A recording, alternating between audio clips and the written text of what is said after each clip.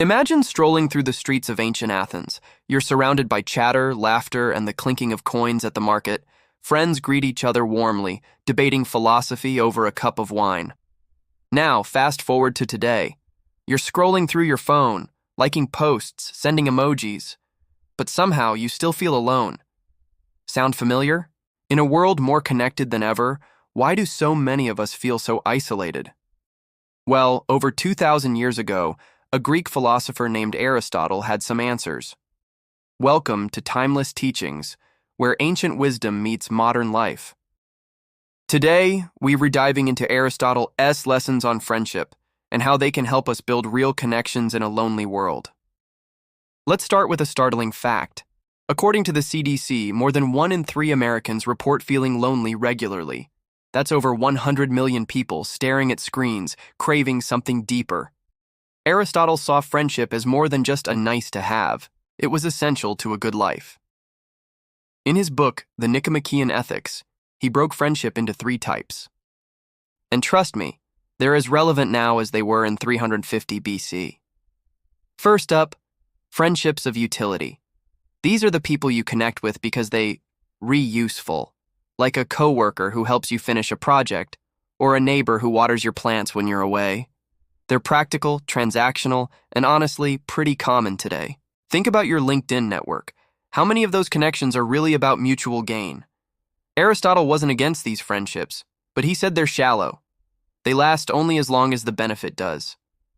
Next, friendships of pleasure. These are the buddies you hang out with because they re-fun, the ones you grab a drink with, binge-watch shows with, or share memes with online. They're about enjoyment, not necessity. Aristotle likened these to the fleeting joy of youth. Ever notice how these friendships fade when the good times stop? Maybe you've got a group chat that's gone silent since the last party. They're great, but they're not built to last. Then there's the gold standard, friendships of virtue.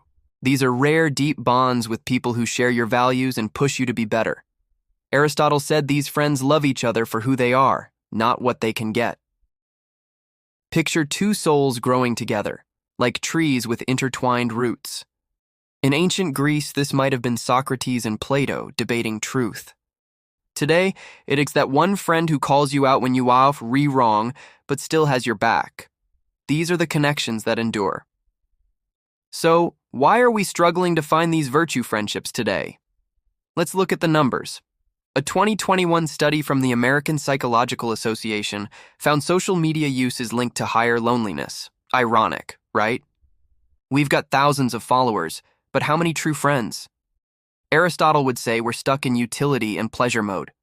Online, we trade likes for validation and scroll for entertainment. But virtue? That takes time, effort, and real presence. Things our fast-paced digital world doesn't always reward. Back in Aristotle's day, friendship was face-to-face. You'd sit around a table, share a meal, and wrestle with big ideas. Today, we text LOL and call it a conversation. Don't get me wrong, tech isn't the enemy. But Aristotle's insight is clear. Shallow connections won't fill the void. The CDC says loneliness isn't just sad, it's a health crisis, raising risks of depression and heart disease. So, how do we break the cycle? Here's where Aristotle's wisdom gets practical. Step 1. Audit your friendships. Take a minute, yes, right now, and think, who in your life fits each type? Got a utility friend? A pleasure buddy? Anyone close to virtue? Be honest. Step 2. Invest in depth. Virtue friendships don't just happen. They grow through shared experiences. Invite that coworker for coffee, not just a work chat. Ask your fun friend about their dreams, not just the latest show. Step 3. Show up consistently. Aristotle said true friends are like mirrors. They reflect your best self back to you. That takes time and trust. Here's a real-world example. I read about a guy named Mark who moved to a new city last year. He started with utility, joining a running club to meet people. Then pleasure, grabbing beers with the group. But he didn't stop there. He asked one runner, Sarah, about her life goals. They started meeting up to talk, not just run. Now, they're tight, pushing each other to grow. That's Aristotle in action, turning casual ties into something lasting. Now, you might be thinking, this sounds great, but I'm busy. Can't I just keep my online friends? Sure, digital connections have their place. Aristotle didn't have Wi-Fi, but he'd probably say use it wisely. A quick DM can start a bond, but don't let it end there. Virtue needs more than a screen. It needs your voice, your presence, your soul. In a world of fleeting likes, be the friend who stays. So, what's the takeaway from Aristotle's friendship lessons? Loneliness isn't our fate. It's a signal to rethink how we connect. Utility and pleasure have their roles, but virtue, friendships, they're the heart of a good life. Next time you're scrolling, pause, reach out, build something real. This is timeless teachings, where the past lights the way forward.